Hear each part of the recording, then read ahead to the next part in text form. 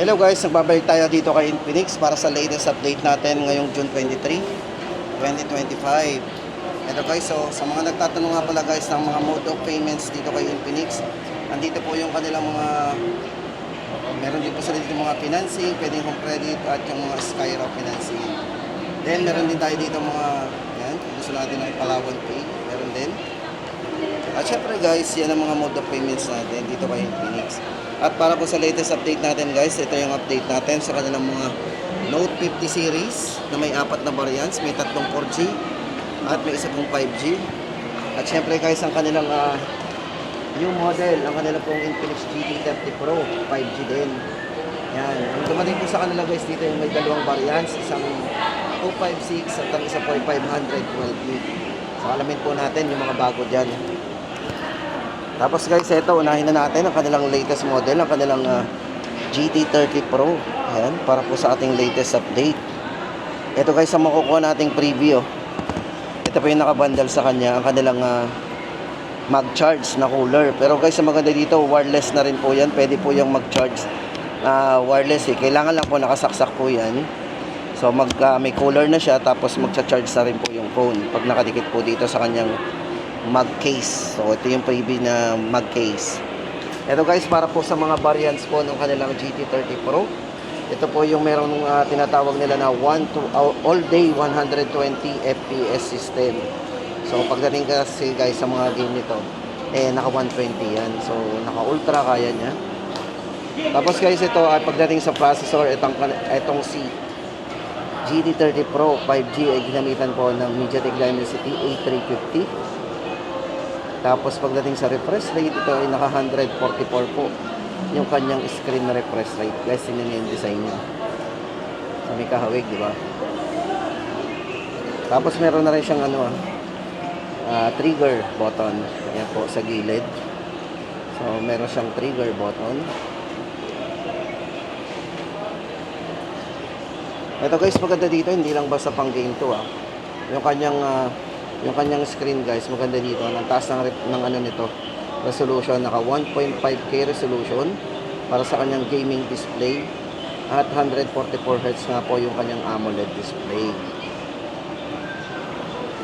Then para po sa mga variants nito, ito po ay merong 16GB 256 po na 13,999. Then meron po siyang 24GB RAM 512. Ito naman po ay 15,999. Tapos meron po sila ditong limited edition, yung kanilang Gaming Master Edition na tinatawag. Yun naman po ay kulay black po. Tapos kulay red naman ang ilaw na lumalabas dito. So para po sa presyo ng dalawa, ang 16256 naman po ng limited edition o yung may malaking box. Ito guys, yung malaking box. So yung malaking packaging po ng gaming edition. Pero syempre guys, gaming edition din naman yung iba lahat. Yung nga lang po, yun ay master edition na tawag nila. Yan.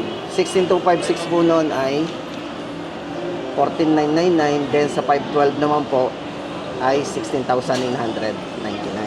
So nag-add lang po tayo ng 1,000 do sa original price po.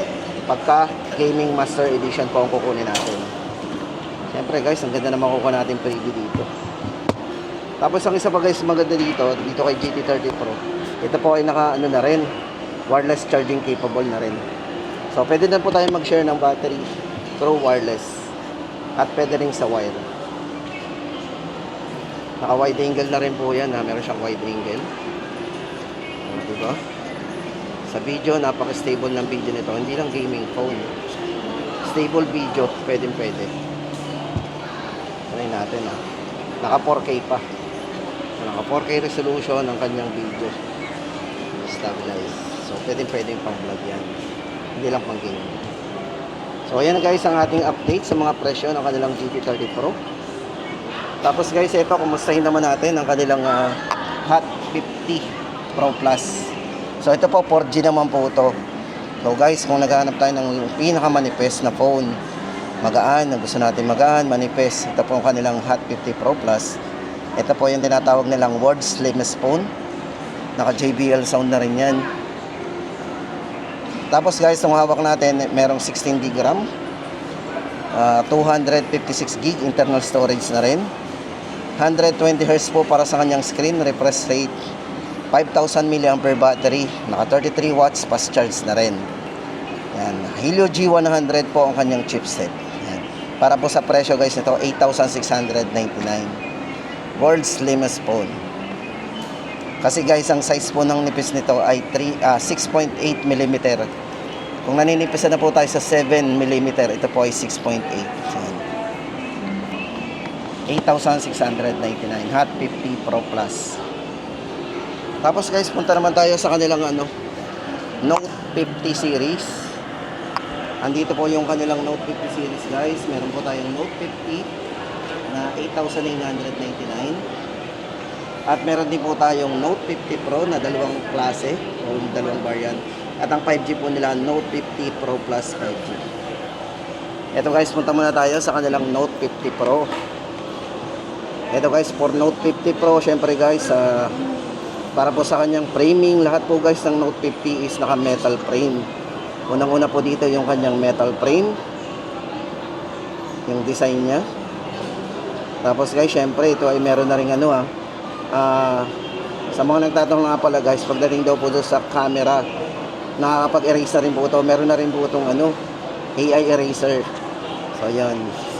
Pero guys, ang maganda ay ni-highlight sa camera nito yung kanyang 50 megapixel with optical image stabilization para sa Night Master camera niya. May wide angle din. Ito pong si Note 50 Pro, naka wide angle din po yan. At smooth video. So stable video din. Meron din siyang stable video. Naka 1080 60 frame for smooth video natin. Then, meron mga live focus din. Yung tinatawag nating live focus. Pero dito guys, ang tawag dyan ay portrait camera. So, yun yung mga live focus. Tapos, syempre guys, meron na rin siyang dual view video. Pwedeng sabay ang front at back. Ayan. Tapos guys, checkin mo yung design nito. Napakanipis. Pati yung bezel nito, sobrang nipis. Full screen. Tapos, ito pagdating sa charging guys, si Note 50 Pro ay merong 90 watts para sa wire niya, 90 watts charging. Tapos 50 watts ang naman niya. So naka 30 watts naman po pagdating sa kanyang wireless. So yan ang maganda sa kanya, naka wireless, naka 30 watts po yan. Ito po guys, may dalawang variant si Note 50 Pro. Isa pong 16GB RAM, 256GB, 9,999. Then ang kanya pong 24GB RAM, 256, 11,999. Tapos guys, lipat naman tayo sa kanilang Note 50 Pro Plus 5G guys. Ito para po sa design ng Note 50 Pro Plus 5G, same din. Ito lang po yung nadagdag sa camera niya, yung nasa ilalim. At saka medyo makapal ng konti guys to kasi ang Note 50 Pro Plus 5G po guys ay merong 100 times zoom periscope camera. So syempre kailangan po niyan para sa camera niya, kasi kaya medyo makapal lang ng konti. Kasi nga po yung sa zoom nito, 100 times zoom. Then pagdating sa wattage po sa charging nito, naka 100 watts. All around fast charge 3.0 ang ginamit. Tapos pagdating sa wireless, naka 50 watts na po yan. So yan, MediaTek Dimensity 8350 Ultimate 5.5G ang ginamit po dito sa kanilang Pro Plus 5G. So napakataas din ang ginamit. Ayan. At ang maganda po guys dito sa mga Note 50 series, pwede siyang mag-share ng battery wirelessly. Pwede po kayong makitap dito lahat ng brand. Any brand. Basta wireless capability, ay pwede po dito manghingi ng battery. At hindi lang yan guys, hindi lang sa wireless, pati cable. C2C cable lang gamitin natin. Makakapag-share din po ito ng battery. Kaya kung gusto niyo ng battery at naubusan kayo, ay pwede kayong manghingi dito sa Note 50 series. Para po sa presyo guys ng ating Note 50 Pro Plus 5G ay 17,999. Kumbaga ito yung pinakamataas sa mga Note 50 series. At syempre hindi lang yan, sa Note 50 series meron din silang pinaka-budget. At ito naman po guys ang kanilang pinaka-budget. Ito pong si Note 50. Ito po ay naka 45 watts sa charging at naka 30 watts po sa wireless. Naka 144 Hz din ang screen refresh rate, mataas din. Tapos ang presyo 8,999. Tapos guys, punta naman tayo sa kanilang ano, yung iba pang mga model. Ito guys nga pala yung tablet na Infinix oh. Baka naghanap po tayo ng tablet na malaking screen, gaming tablet, tama-tama sa inyo ito kasi ito ay 13 inches. Tapos ang maganda guys dito, resolution ng screen, naka 2.8 po yan. 2.8K resolution, naka 144 na rin ang refresh rate ng screen, gaming display. Pagdating sa processor, ginamitan po itong si XPad GT. So XPad GT po yan ng Snapdragon 888 platform. At ang maganda guys dito, napakadaming speakers ito. 8 speakers with 3D sound system. Yan. Bale, ang internal storage po nito ay 256 GB at naka 13 GB RAM po yan. Para po sa presyo, 17,999. XPad GT.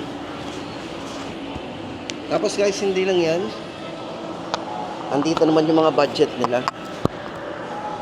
Ayan. Tapos, ito guys, ang ating kumustahin naman natin, ang GT20 Pro. Sa mga nagtatanong po ng GT20 Pro ni Infinix. Ito po, from 15,999, ngayon po ay 14,999.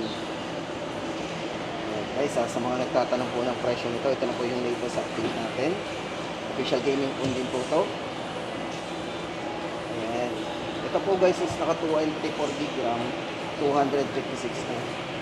Processor, ang ginamit po dito, yung chipset na Dimensity 8200, Ultimate 4 nanometer 5G processor. Ito po yung merong hanggang 116 ang update po natin dito kay GT20 Pro. Diba? Para po sa presyo guys ito, ulitin natin, 14,999. Tapos guys, ang kanilang 045G naman. O ayan, sa mga naghahanap po ng pang-vlogging camera. Guys, ang design po nitong si 045G, kung bet natin na naka-edge, tama-tama sa inyo to. Kasi ito ay naka 3D curve screen, tapos naka 144 na rin po yung refresh rate ng screen ito, napaka bilis na rin. Yan. Siyempre kung camera ay perfect. Kasi ito merong 4K na front vlogging camera at saka yung rear. Parehong naka 4K resolution. Pro stable video capabilities talaga. Pagdating po sa processor, ito ginamitan ng MediaTek A200. Ayan. Para po sa kanyang Ultimate 5G processor. 045G. Presyo po nito guys is 16,999. Ito po yung 24 GB RAM, 256 GB.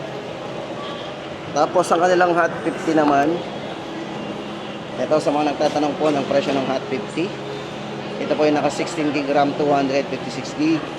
Pagdating sa processor, ito po yung naka G100, 120 Hz na rin po yung kanyang refresh rate. Yan. Sa charging, naka 18 watts fast charge na rin. At ito po yung medyo manipis din guys, 7.7 yung kanyang millimeter slim design. Hot 50, 7,199. Tapos guys, sa mga nagtatanong pala ng Hot 50 Pro, wala lang po silang stock o yung kapakit time display. Price po ng kanilang Hot 50 Pro ay 7,699. Ayan. Para sa update po natin ng Hot 50 Pro kasi wala silang display. Pero to guys, na-mention na natin to kanina, Hot 50 Pro Plus. At para naman po sa update natin ng kanilang Hot 50i. Ito guys, may tatlong variants ito. 8128, 8256 at ang kanila pong 16256. Pare-pares po to guys pagdating sa kanyang mga processor. Ito pa yung naka MediaTek Helio G81. Naka 120 Hz po yung kanyang screen refresh rate. At ito po ay naka fast charge na rin, 18 watts. Then sa camera po, ito ay naka 48 megapixel na rin. So may malinaw na camera. Para po sa presyo guys ng tatlong variants ito, 8128, 4,999.